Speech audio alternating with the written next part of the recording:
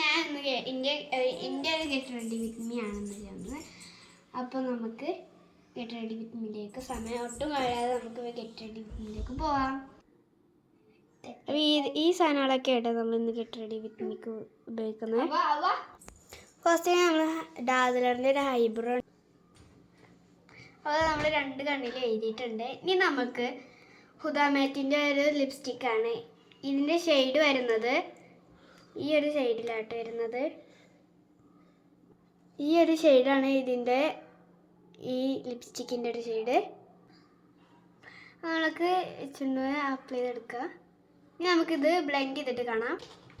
നമ്മൾ ചുണ്ടിന് നല്ല ബ്ലെൻഡ് ആയി കൊടുത്തിട്ടുണ്ട്. ഇനി നമുക്ക് ലിപ് ബാം ഇട്ട് കൊടുക്കാം. സ്ട്രോബെറിൻ്റെ ലിപ് ബാമാണ്. പല ഷെയ്ഡിൽ ലിപ് ബാം വരുന്നുണ്ട്. അപ്പോൾ ഞാൻ ലിപ് ബാം ഇടുന്നത് എന്താണെന്ന് വെച്ചാൽ ഇപ്പോഴൊക്കെ കാറ്റ് സമയമുണ്ട്, ചുണ്ട് വിള്ളുന്ന ഒരു സമയമാണ് കേട്ടോ. നമുക്ക് ലിപ് ബാം ഇട്ട് കൊടുക്കാം.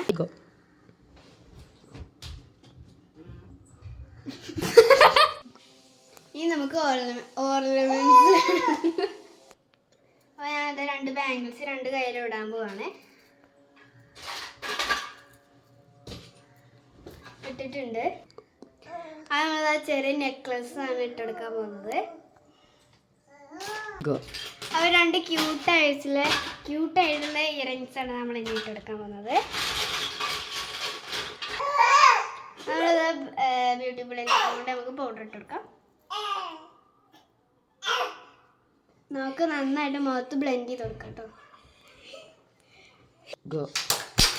അപ്പൊ ഇതാണ് ഫൈനലൊക്കെ. നമ്മൾക്ക് നിങ്ങൾക്ക്